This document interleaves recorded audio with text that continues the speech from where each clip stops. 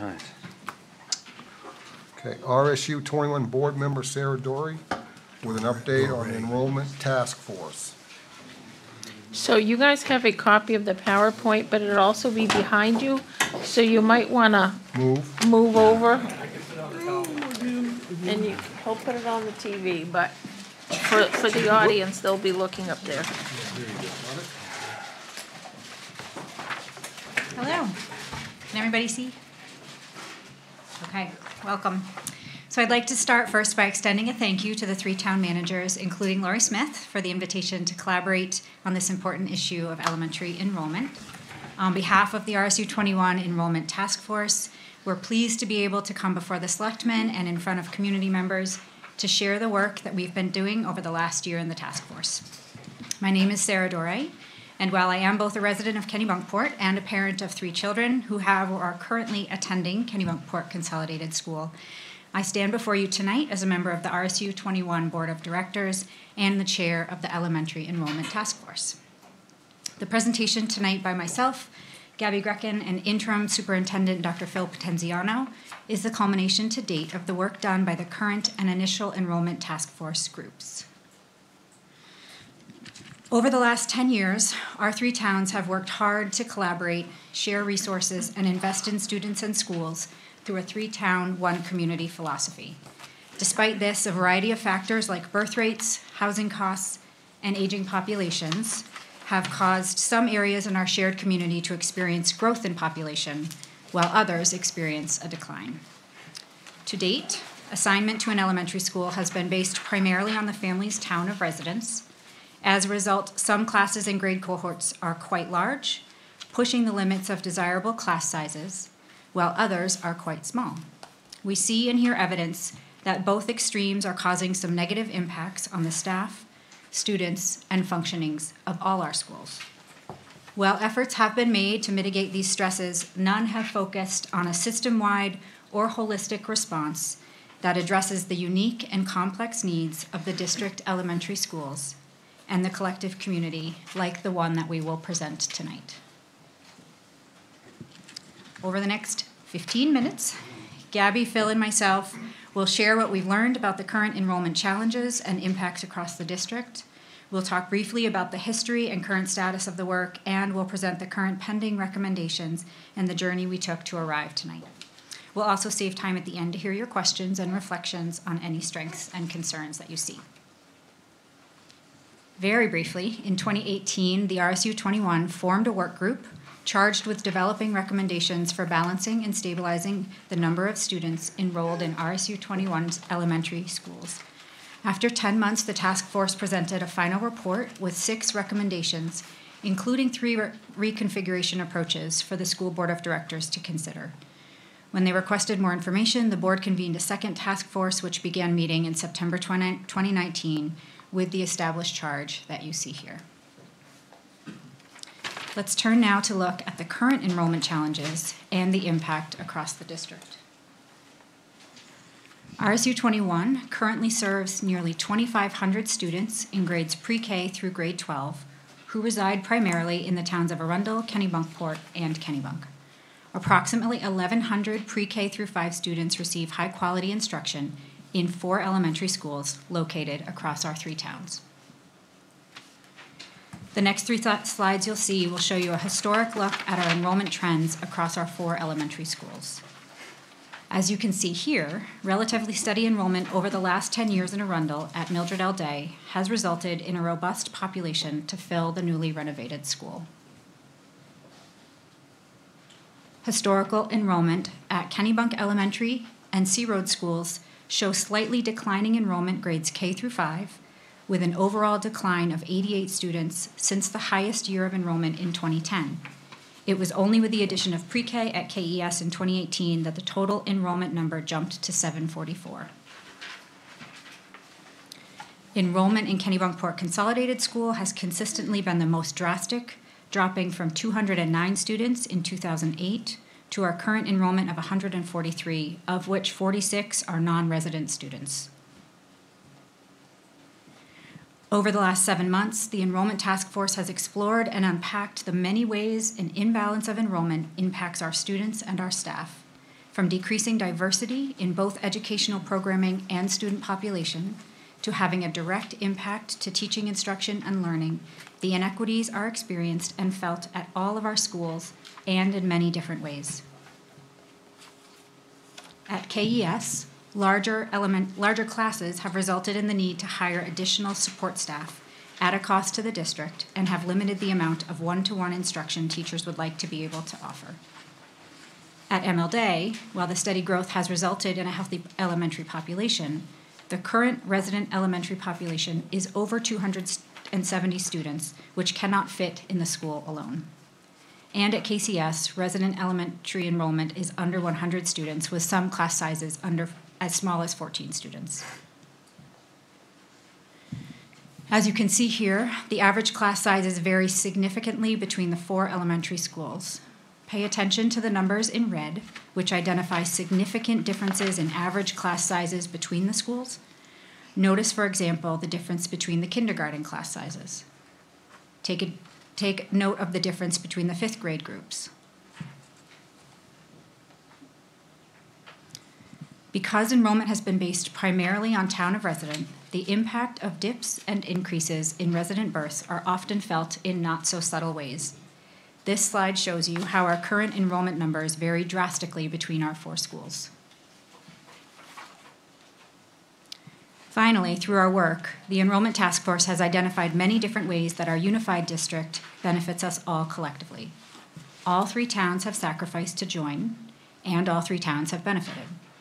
From newly renovated schools, sharing of costs and resources, access to robust curriculum and extracurricular activities, strong test scores, and cross-district events and activities that build early and meaningful relationships. Simply put, we believe our students and communities do better when we work together.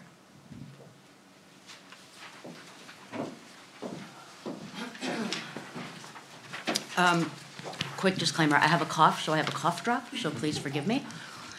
Secondly, I just want to mention that Sarah and I both live locally. We're going through this really quickly tonight.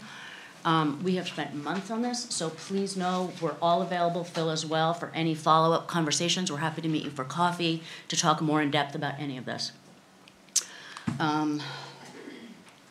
So I'm actually going to stick pretty close to the slides because I really want people to understand the process we've used in this next section, and the methods that we've used and the thinking that went into the recommendation that we're going to make.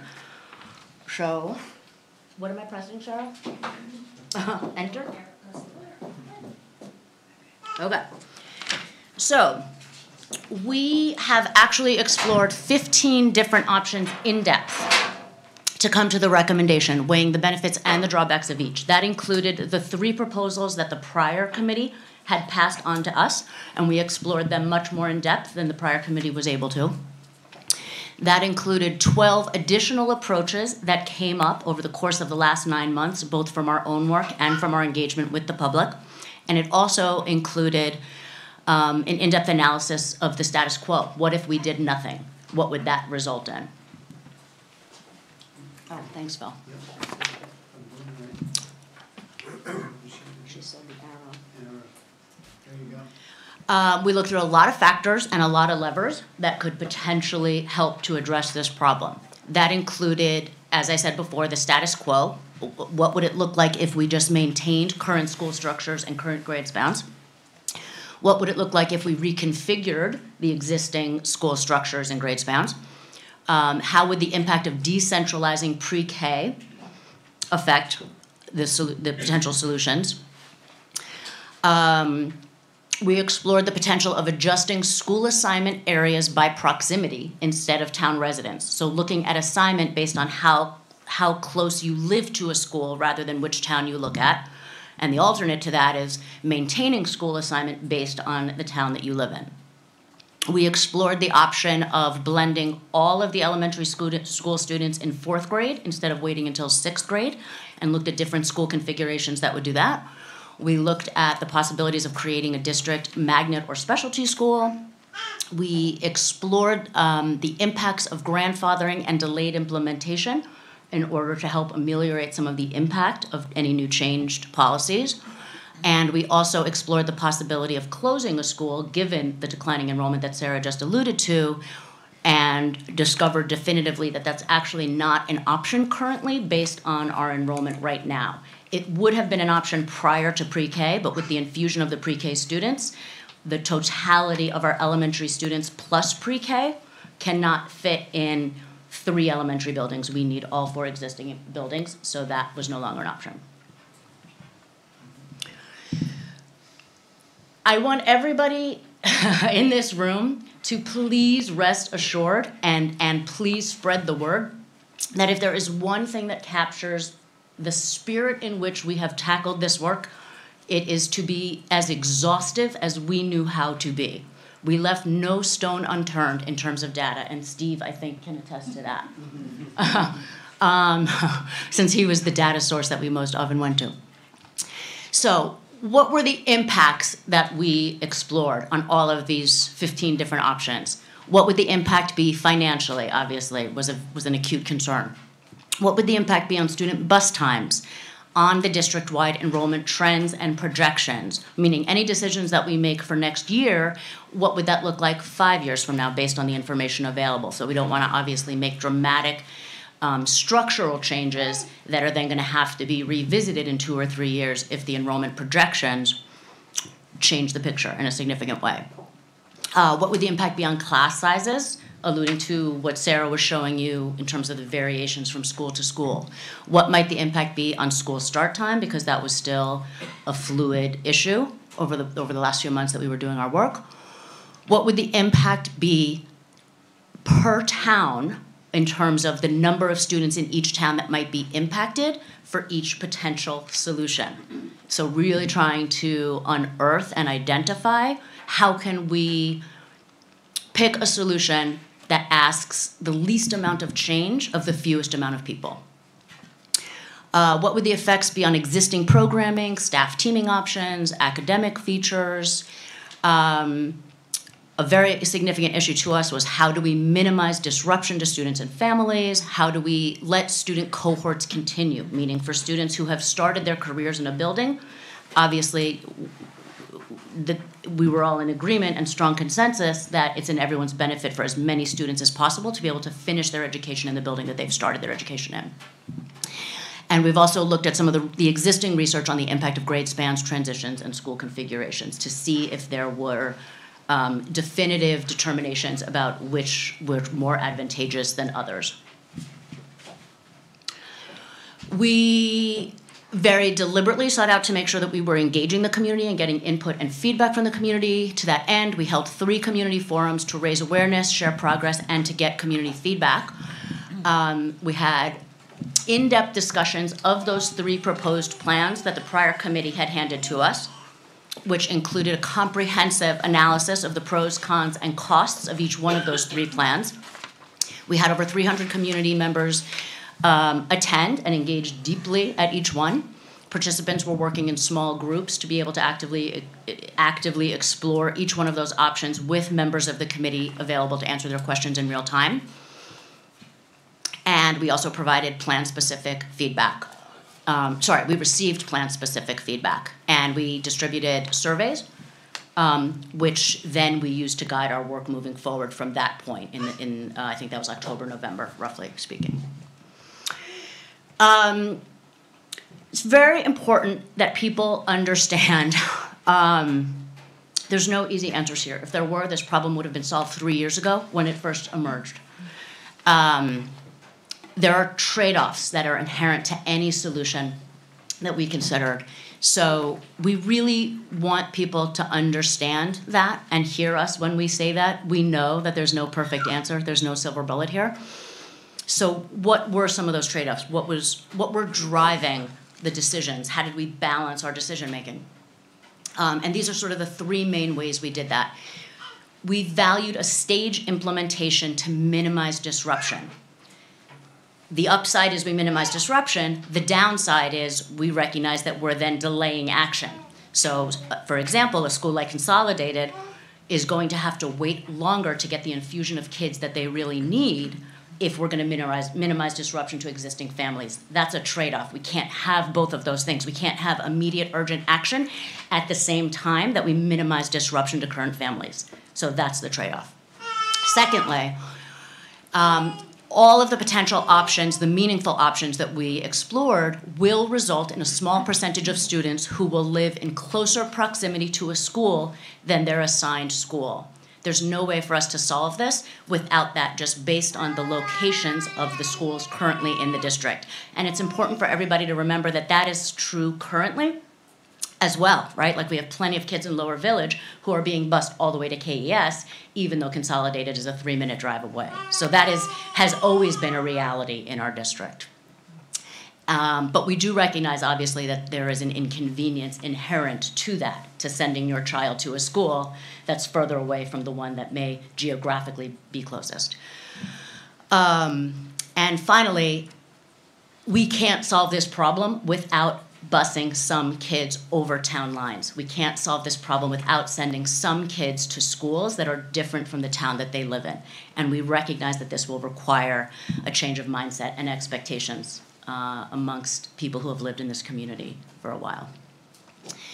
We do want people to know that given the amount of time and energy and intense analysis that we have put into this process to date, I think we all would have been very disappointed if we reached this stage of having a recommendation and we're not at peace that we landed at a solution that was the best possible solution we could have landed at, that balanced these trade-offs with the most integrity we could have. And I can just share that as somebody who has been involved in this work for the last 2 years, we really do feel confident that our recommended approach is the one that is best able to balance all of these competing factors. Great, I got it, yeah. And I'm going to skip that slide, but basically I'm going to talk, I got it, that's okay. Yeah, I got it, thank you. But I'm Phil Potenziano, Dr. Phil Potenziano, interim superintendent. A couple quick things. One, I just want to thank the Enrollment Task Force. They have done an incredible job. The amount of work is incredible. I do want to single out one particular person, and that's Dr. Steve Marquis. The amount of data requests that the task force asked of him has been incredible, and he always was able to come back and do that in a quick manner and in a very thoughtful, and most importantly, the data was always accurate. So thanks, Steve. So with that said, you're going to see here, these next two slides, in my point of view, are probably the most important. So slides 22 and 23, it's talking about the committee's recommendation purposes. So beginning in the fall of 2020, all new families with students in grades pre-K through 5 enrolling after June 1, 2020, let's stop there for a second and think about that, into the RSU will be made based on a combination of the following factors. And I'm going to go over the factors, and then on the next slide I'm going to give you the definitions there, or I'm going to read these definitions after. Grade and cohort, class size, and school capacity. So the location of where that house is or that family resides. Preference, programmatic location, siblings, family composition, student needs. So before I go to the additional part, I want to just read some definitions. So a grade cohort, so we all understand, is the grade and composition a student will enter at the date of registration. Class size is class size, total number of students in a single classroom. School capacity, the capacity of a classroom based on grade cohort and total enrollment at a specific school. Location, the distance or to the closest elementary school based on residence. Programmatic location, the location of a program, i.e. special education services or other programmatic services. Preference, that's a parent's preference on the school of placement. And then siblings and composition, those are other students that have gone through the system or a combination of those older siblings that have attended. And then lastly, student needs, consideration based on the unique needs of an individual student. Our recommendation, we feel, improves the educational equity and balance of enrollment. It minimizes disruption to the current enrolled families. It streamlines the location and process of a new student enrollment into one location. It provides transportation for all elementary students residing in the district and establishes consistent decision-making. Off slide, if you will, let me just say it's been a three-pronged approach. So with this recommendation that we have, we're recommending a 1-year delay of implementation for current families. It's going to limit the eligibility for reassignment of current families in K-2 students in the fall of 21 2021, and it guarantees continuity of placement for families with older siblings in grades 3 through 5 in the fall of 2021. I got one more slide, Lori, if that's okay, and then we can. Bill, can you just go back to the prior slide, because I think it's important to Yep. read that second part of Oh, the JCA, JCIA. Thank you, Gabby. Additionally, this is really important. Thank you, Gabby, good catch. So additionally, we do have a policy that's, JCA is what the title is, but in that policy, it states that the superintendent has the authority to move current students to balanced enrollment. In the spring of 2021, administration should review the overall district enrollment status to determine if any currently enrolled pre-K-1 students without siblings attending the same elementary school should be reassigned in the fall of 2021 to help imbalance enrolled imbalances. That's a good point, Gabby, again. So just let that settle in. You can go back and look at this, but that's an important slide comment. Our recommendations improves, we feel that it improves the system, it improves our programming, it minimizes disruption to currently enrolled families, it streamlines the location and process for that, provides transportation, establishes consistent factors. I want to keep going because I think Lori, so here's the data and rationale. It eases max classroom sizes, builds student population where needed, minimizes financial impact, minimizes student impact, minimizes busing, that's been a big discussion. And then on the bottom of the screen, you'll see some respect to public sentiment. 89% said minimizing transportation time was very or somewhat important. And then 83% assigning school based on proximity to building is very or somewhat important. Are we okay? Yeah. Lastly, 2 of 2 here is provides protection against inconsistent enrollment projections. So it helps, the 3 enrollment projections flattening it out or decreasing the big fluctuations. It provides structural continuity, provides varied district options, maintains diversity of school structures, requires monitoring. This is going to take continued monitoring. We're going to need to look at this, ongoing district-wide enrollment, and establishes consistency and transparency.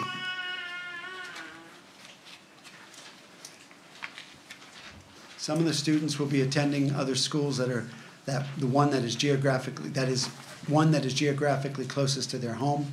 True or current assignments, it says there. Lori, I want to be cognizant of time, but do you want to open to questions, or what would you like to do? No, we finish Keep up. going. Okay. Some students will attend a school other than one of their town of residence. True, it says there. Short-term inequities not immediately solved by this plan. Administrative efforts will be working to mitigate those plans. Enrollment equities will be essential.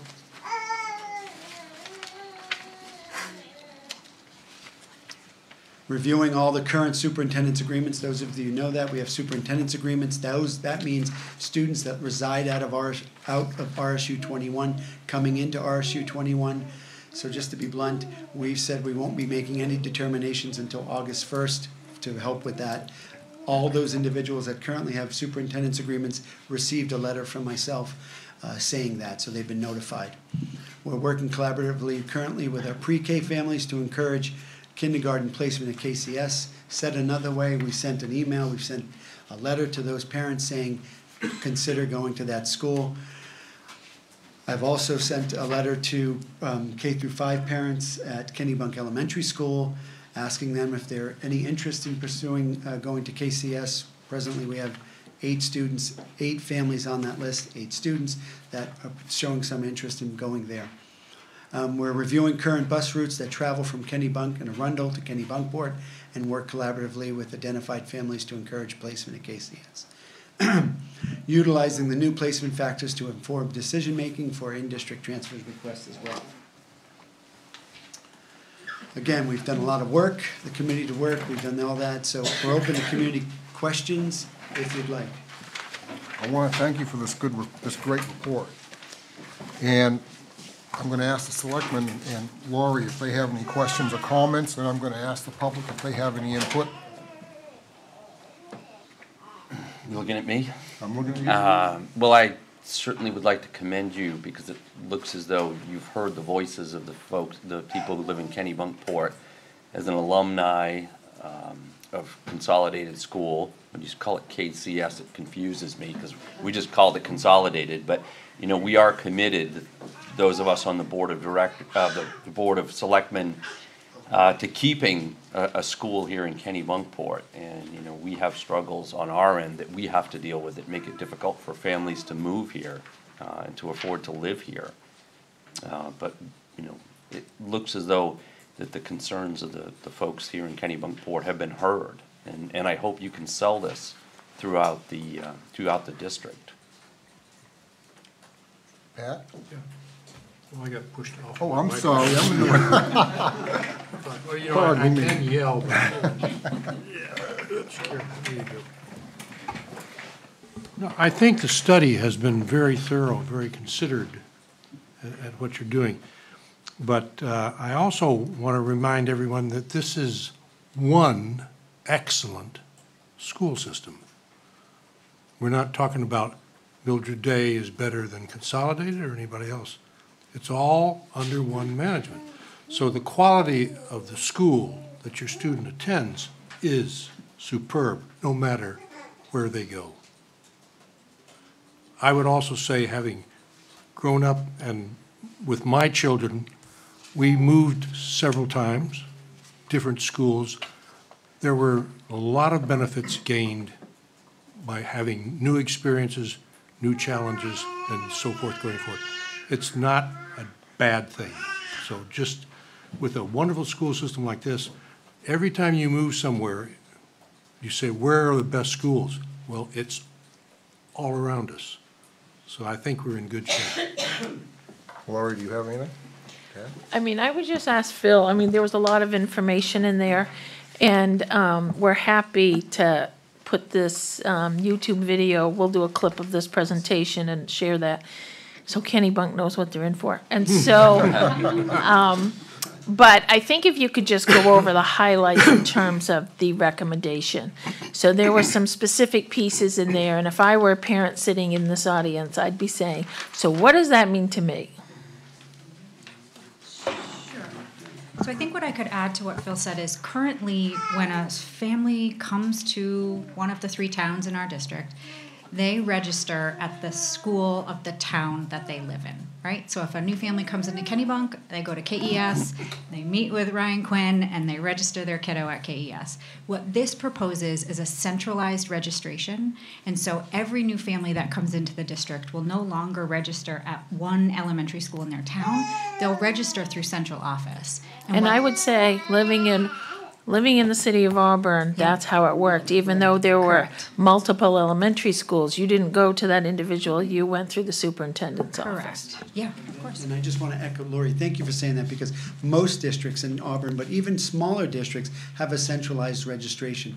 And there's benefits to that because for enrollment purposes, not just beyond where they're going to go, but do they have the correct data? Do we have everything that we need to prove that they are a resident in RSU 21? Again, we want to be welcoming, and I think we are welcoming. Today we had a large group of family there doing, registering, but that's what we're trying to do is make sure. That's very normal. It is normal, but thank you for saying that. Sorry. Yeah, so that's the one big change, right? So our recommendation will shift where families new to the district register. They'll go to central office and they'll register there. And then so those factors that Phil showed and went through, those will be held by central office. And central office will then work with building level administration to really determine which and so I think there are 2 things about this that I think are really, there are many things that are positive.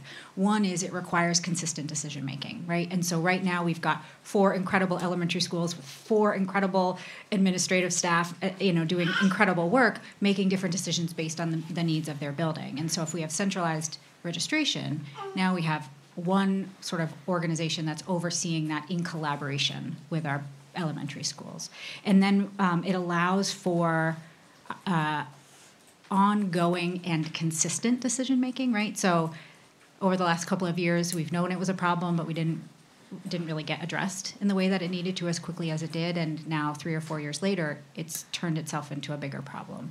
And this new way of registering and enrolling by default requires administration to look at every single kid every single time. And so we keep a much sort of finger on the pulse sense of what's happening in each elementary school.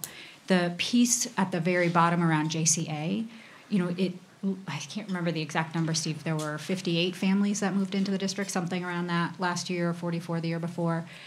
There's a lot of students and families that move into our district. So while we anticipate that this new proposal, which on the first sort of go-round doesn't impact any currently registered families or currently enrolled families, we are holding some space to allow for the current policy, which already allows the superintendent to move or reconfigure students if necessary. So if after the first year, we're going to redo the projected enrollment study that's going to be done in the fall, we're going to implement, if the board so chooses, this recommendation, and we'll ask administration to look in January, February, and see where we're at. And if it's necessary, if and only if it's necessary, then we would ask them to enact the current policy that already exists and look at students in the younger elementary grades that don't have siblings already enrolled in a particular school and see if there's room to shift them around. So minimizing impact to currently enrolled families.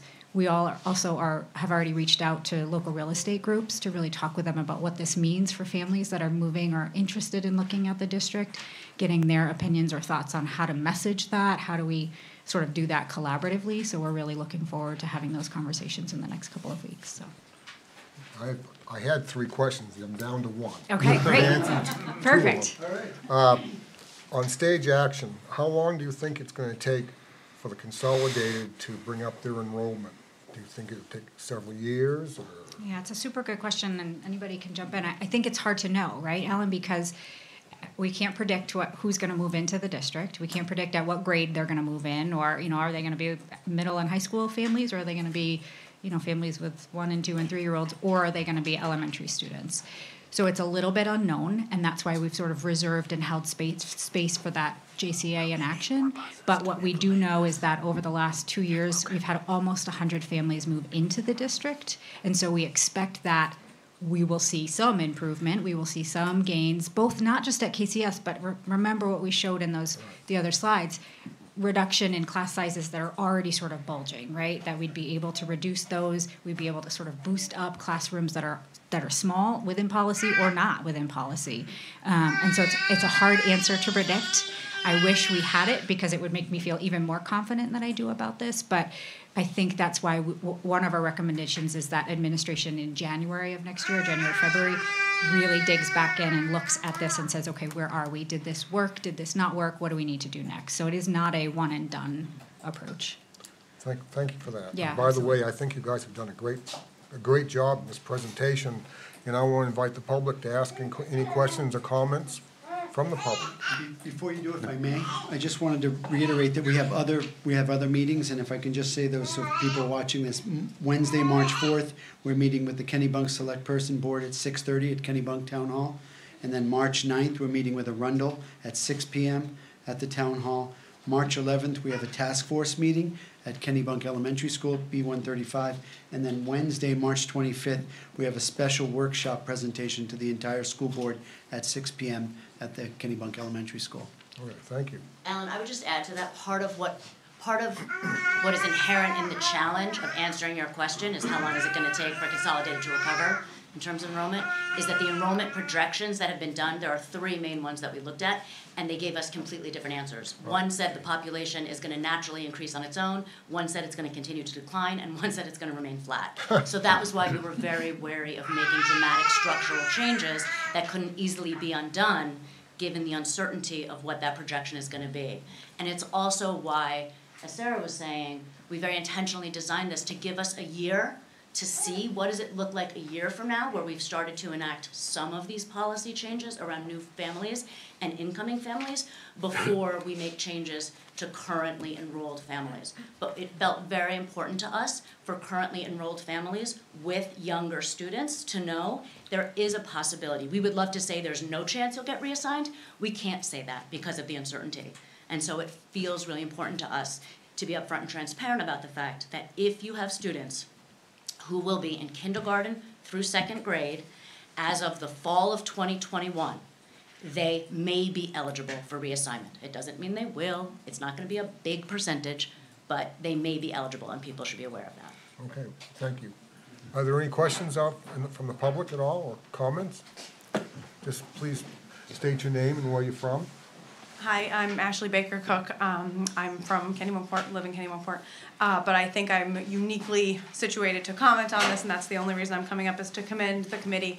I am a kindergarten teacher at Kennebunk Elementary. I have a class of 20 right now, but I am also a mom and a new homeowner. We just built a house on Goose Rocks Road, and so I have a 4-year-old who's in pre-K right now at KES, and I have a 2.5-year-old. And so I'm sort of uniquely at the crux of this problem, where I want my 4.5-year-old to go to kindergarten next year and have kids in his class and have more than 13 of them. But very, very selfishly, I would like to not have 20 in my own class next year. So I think I just want to commend the committee, because I think that this is, I was also on the committee in the first iteration, so even more involved. And I think that this is a great solution. I think that it affects the families the least. I think that it is what I would have loved to have seen happen last summer, and didn't happen because of administrative changes and just the way that the decentralized registration system sort of dropped the ball, and we didn't realize how many families were moving in, and so it created this extra imbalance this year in kindergarten specifically. So I'm very happy. I think it makes a lot of sense, and I just want to commend the committee and say thank you guys for having them. Well, thank you. Anybody else? Dave? Yeah. Oh.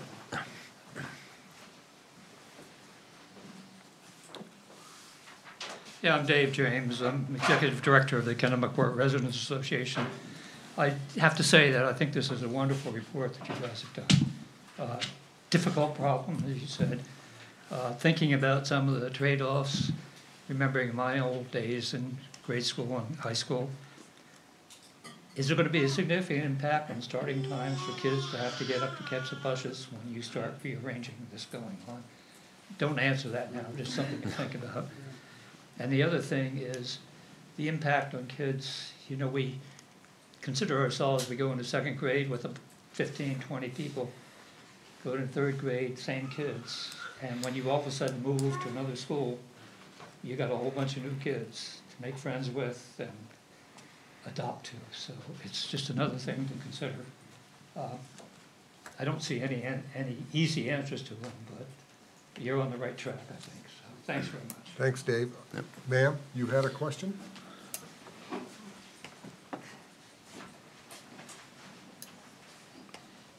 Hi, Tracy Gear. I'm a resident here in Kennebunkport. Both of my kids went through Consolidated during some of those peak years when you looked at that graph and are now in college, getting ready to go to college. So, and I also served last year on the first enrollment task force with the district.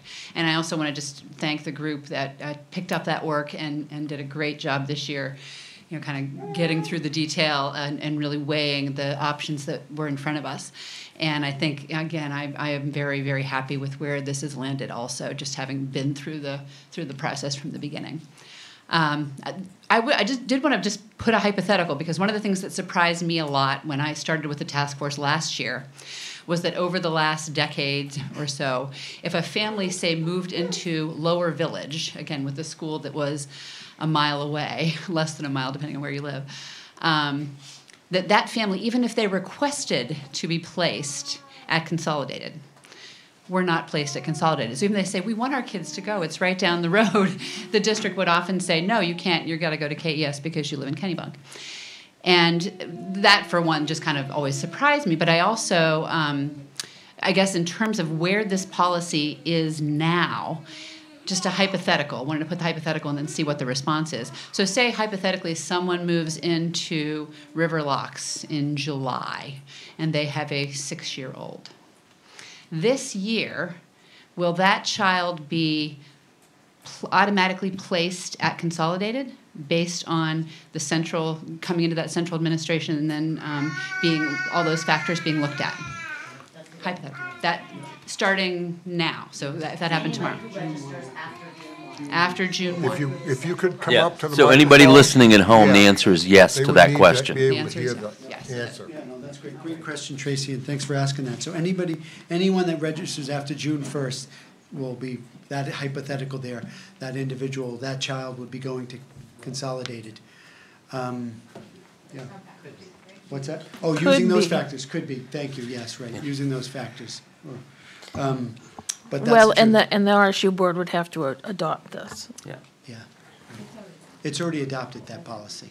that policy, but That this policy, but- enrollment but task force When we go back report. to the enrollment task force, we'll be having that with the board, and the board will have to adopt these recommendations.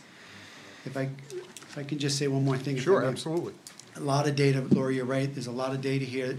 If anybody watching the video or, reading this wants to meet with myself, or anyone, let us know. I met with two parents from the port the other day and had questions, and I told them to look at this presentation. So again, my door's open, happy to meet with anybody, meet anybody anywhere, and have this discussion. So can I Any more ask questions? Go ahead. another question? So I know I've heard from some people about transportation and how that might be concerning for them, or whether it means that we might need additional buses or additional bus routes. And so I know you're working through those probably, but I'm just curious if you have any response to that. I think it's early, it's premature. We're looking at those, Steve, all of us, Director of Operations as well as Director of Transportation, but we'll be able to take care of it, but I don't think there's anything I can say more beyond that. Okay. Fair enough. Any more questions? Okay, come right up. Next generation. There you go. She's going to Consolidated. I'm Megan Michaud. I'm from Kennebunkport. I live here. I went to Consolidated. I have a second grader in the very small class, a 3-year-old in this one, so I'm doing my part. But no more. I also was on the first committee. I think this shows that several of us showed us how invested we are in making sure that this process has played out. I'm so impressed with the presentation tonight and how thoughtful and detailed and all the data that was looked at. I think that this feels right in terms of like flexibility and giving the administration the ability to really look at things from year to year and make it work. So I really don't have a question. I just think it was great work. I really wanted to commend you all, and I have many personal reasons that I feel really invested in Consolidated and keeping that a really strong school. And I think if we didn't have it, when we moved back, we probably wouldn't have moved back to Kennebunkport. So I think just also in terms of the long-term viability for this town and for bringing young families, we need these strong elementary schools in an ongoing way. So I just wanted to add that. Thank Very you well guys so said. much. Thank you. Anybody else? Last call. Just to give you a heads up, I went to Consolidated in 1956. Well, to those of you who don't know, I went there, but not in I wasn't even born then. But we went K through 8. My class was the last class to go. We went all the way through, and then we got thrown in with the with the Kennebunk kids. And we weren't quite 50-50, but it was probably a 60-40 split. And I didn't know anybody from Kennebunk. And when I graduated, I was the president of my class. So it was a great, like Dave James said, it was a great experience to get thrown in and to meet other kids. And today, 30 years later, some of my best and closest friends are people that I met when I got to Kennebunk. It's a great school. Yeah, for sure. So I think just to wrap up, we'd like to thank the Enrollment Task Force for making time, and we know that they've had many meetings, and we appreciate them coming to ours as well as Kennebunk and Arundel. I think some of the takeaways people should remember is this is not a Kennebunkport problem. Yeah. This is a problem for all 3 towns. It is a problem for our school district. We just spent a good deal of money on our assets of buildings and infrastructure, and we want to make sure that those are used wholly, and that also that there is certainly equity in terms of staffing and resources for all students. And so I hope that people keep that in mind. Change is hard. Nobody really ever likes change, but sometimes change can be for good. Thank you very much for coming. Thank you very much. Great presentation. Okay. Mike Claus.